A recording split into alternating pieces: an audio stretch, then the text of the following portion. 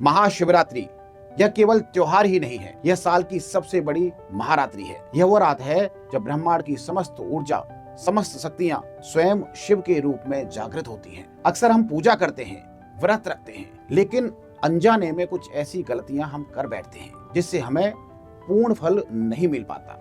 क्या आप जानते हैं कि महाशिवरात्रि की रात को सोने मात्र से आप अपने साल भर के पुण्यों को खो सकते हैं। आज इस वीडियो में मैं आपको बताऊंगा कि महाशिवरात्रि 2026 पर आपको शास्त्र सम्मत विधि से क्या करना है और क्या नहीं करना चाहिए, और वो छोटा सा उपाय है और कौन सा उपाय है जो आपके भाग्य में 4 चांद लगा देगा। शास्त्रों के अनुसार महाशिवरात्रि शिव और शक्ति के मिलन की रात्रि है।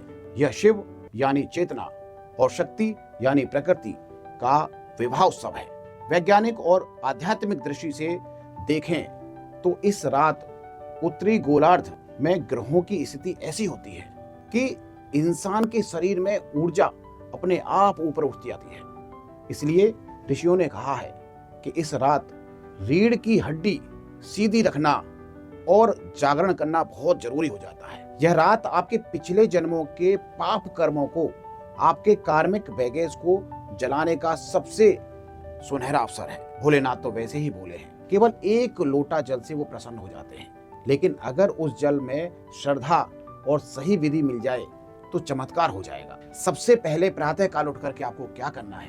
ब्रह्म मुहूर्त में उठें, सूर्य उदय से पहले स्नान कर लें और हाथ में थोड़ा सा जल लेकर के संकल्प कर लें उस दिन कि हे महादेव, हे प्रभु, आज मैं मन, वचन और कर्म से शुद्ध रहकर आपकी आराधना अवश्य करूंगा। अपने घर के मंदिर को साफ कर लें, ईशान कोण को खासकर साफ करें। अगर मंदिर है वहां पर तो भी साफ करें, और अगर मंदिर नहीं है फिर भी ईशान कोण को बिल्कुल साफ करें, क्योंकि भोलेनाथ का स्थान वही है। शिवालय जाएं, अगर शिवालय नहीं जा सकते तो घर पर ही पारद या स्फटिक के शिवलिंग का अभिषेक अवश्य करें। अभिषेक का सही क्रम मैं बता देता हूँ आपको। सबसे पहले जल का अभिषेक करें, कच्चे दूध का अभिषेक करें, फिर दही का अभिषेक करें, फिर घी का अभिषेक करें, फिर शहद का अभिषेक करें, अंत में गंगा जल का अभिषेक करना बिल्कुल ना भूलें। यह पंचामृत का अभिषेक आपके स्वास्थ्य और धन की बाधाओं को दूर करने के लिए उत्तम है। सभी जानते हैं कि महादेव को बेलपत्र कितना प्रिय है,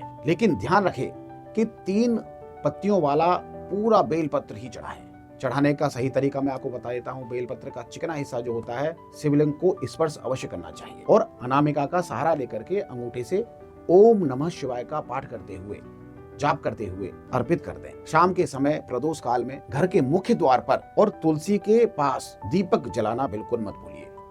और सबसे महत्वपूर्ण, रात्रि जागरण करना, ये आपको बिल्कुल ध्यान रखना है। कोशिश करें कि रात में 4 पहर पूजा करनी है। अगर संभव ना हो तो कम से कम 12 बजे से लेकर और 1 बजे के बीच में, इसे हम निषेध काल बोलते हैं, उस समय आपको ध्यान, पूजा पाठ, भगवान की भक्ति अवश्य करनी है। अगर आप रुद्राक्ष धारण करना चाहते हैं तो ये दिन आपके लिए सबसे उत्तम दिन है रुद्राक्ष धारण करने के लिए। महाशिवरात्रि पर रुद्राक्ष धारण करना साक्षात शिव को धारण करने जैसा है। लेकिन सावधान रहें, आजकल बाजार में प्लास्टिक या नकली रुद्राक्ष बहुत सारे मिल रहे हैं।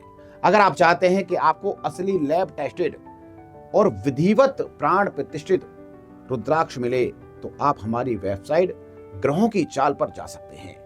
वहां आपको वो रुद्राक्ष मिलेंगे जिन्हें विशेष रूप से सिद्ध किया गया है। अगर आप महाशिवरात्रि की रात हमारे यहाँ से रुद्राक्ष मंगवाकर धारण करते हैं तो यह आपके लिए रक्षा कवच का काम करेगा।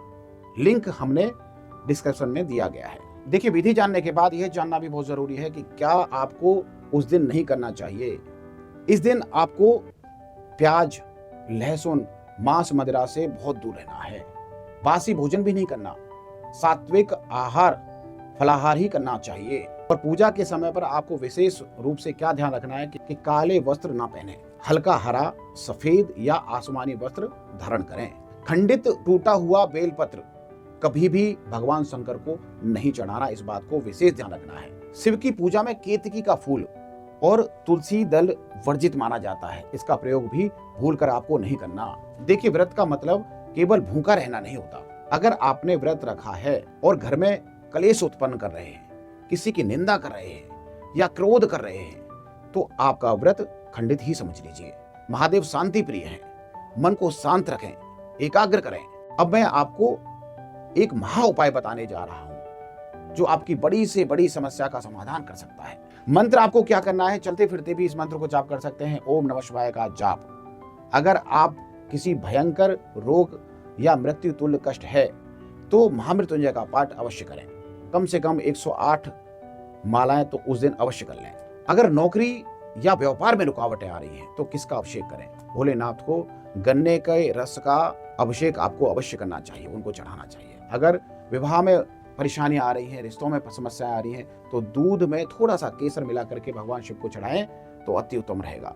अगर आपको धन की समस्या है तो अक्षत यानी चावल, लेकिन टूटे हुए नहीं होने चाहिए, साबुत चावल भगवान भोलेनाथ पर चढ़ाएंगे तो भगवान प्रसन्न होकर के आपको धन का आशीर्वाद अवश्य देंगे। अंत में आप सभी भक्तों के लिए एक बहुत ही विशेष सूचना है। हम जानते हैं कि आज की भागदौड़ की जिंदगी में हम विधिवत रूप से पूजा पाठ नहीं कर सकते, लंबी पूजा पाठ नहीं कर सकते। इसलिए इस महाशिवरात्रि पर हमारे संस्थान में योग्य ब्राह्मणों की देखरेख में आपकी पूजा संपन्न की जाएगी। इस पूजा में वैदिक ब्राह्मण आपके नाम, आपके गोत्र से संकल्प लेकर शास्त्रों के अनुसार रुद्राभिषेक संपन्न करेंगे।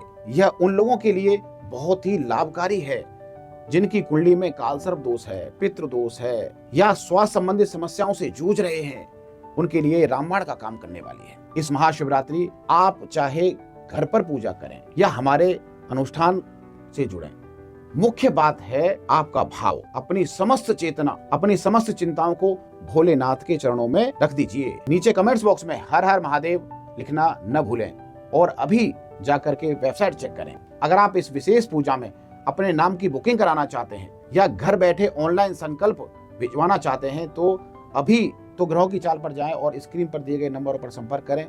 सीट सीमित है, इसलिए देर न करें। महादेव की कृपा आप और आपके परिवार पर सदा बनी रहे। ओम नमः शिवाय।